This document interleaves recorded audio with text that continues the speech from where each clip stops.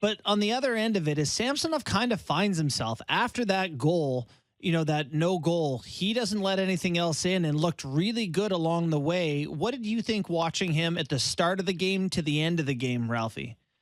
I'm with you, Barney. I thought the first half, and I said to Joe in the second intermission when it was 3-2.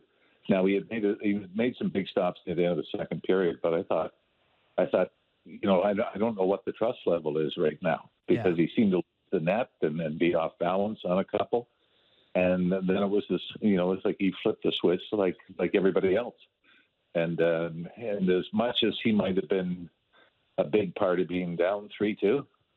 He was a huge part of them being up 4-3 when it was over. Ralphie, Morgan Rielly becomes the first defenseman to score an overtime winner since, I think, Thomas Caberlet Game 3 in the early 2000s versus the Flyers. Big night. Can you name the other Leaf defensemen in Leaf history that have scored overtime goals? Ian Turnbull? Nope. Boria? Nope. No, before I saw that list. The only one I didn't get was Rick Lands, who scored in the 80s for the Leafs. But Todd Gill scored. Obviously, Corey Cross. Bobby Bond when the Leafs came back from down 3-0 against Detroit. And there's another one in there as well. Corey Cross versus the Ottawa Senators. Game 3. There you go. Attaboy.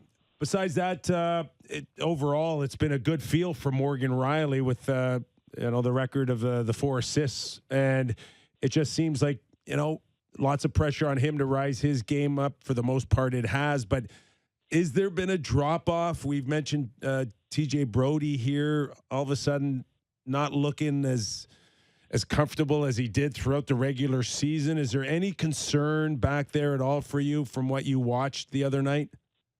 No, I wouldn't say yet. Although I do think Morgan Rielly, I thought Game 2 played his best game as a Leaf. I know he's had some great moments and some great games, but where he seemed absolutely dominant.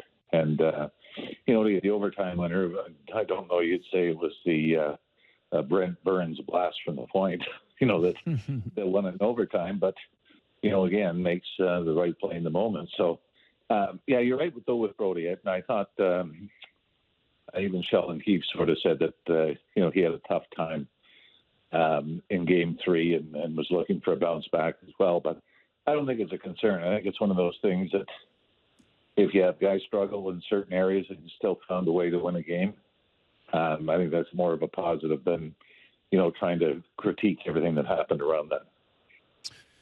What do you think is more telling for this Toronto Maple Leafs team? They win Game 2 looking dominant and great. Game 3, they don't look like they can hold a candle to Tampa. There haven't been long stretches of this series where you feel like both teams are playing well at the same time. I know there's not a lot of room out there, but if this series progresses on and there's a lot of 5-on-5 hockey, do you feel good about the Leafs going up against this Lightning team? Well, you know what, Borny, what I find odd, and talking to people about this, and even, Joe, after Game 3, and then the comments that came out after, I said, I don't know. Maybe that I haven't followed Tampa's runs in the last 3 years as closely as I thought I did, but I don't recall Tampa chirping as much as they have and scrumming as much after whistles. Yeah. And they, I guess for lack of a better word, their composure seems to be rattled. That it doesn't, Maroon's chirping at Luke Shen. I know there's a history there between them, and he's chirping at Ryan O'Reilly and Jeannot's in. Even with, at the moment, I'm sure the Riley hit on Braden Point.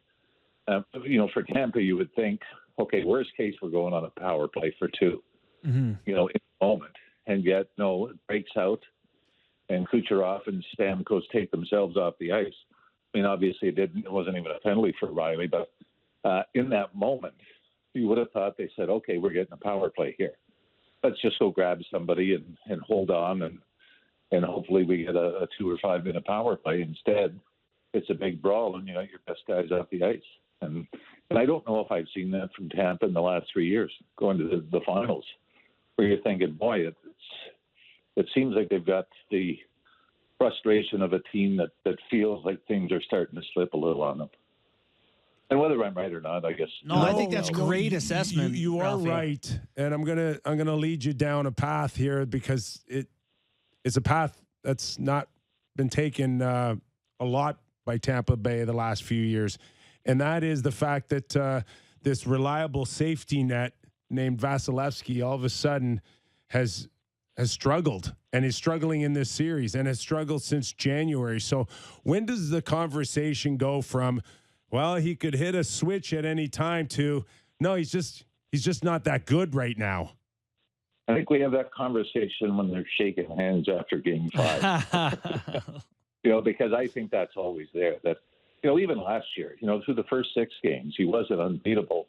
And then you only get one on him in Game 7. I mean, I remember last year you're thinking, he's due for a shutout or a 1-goal game.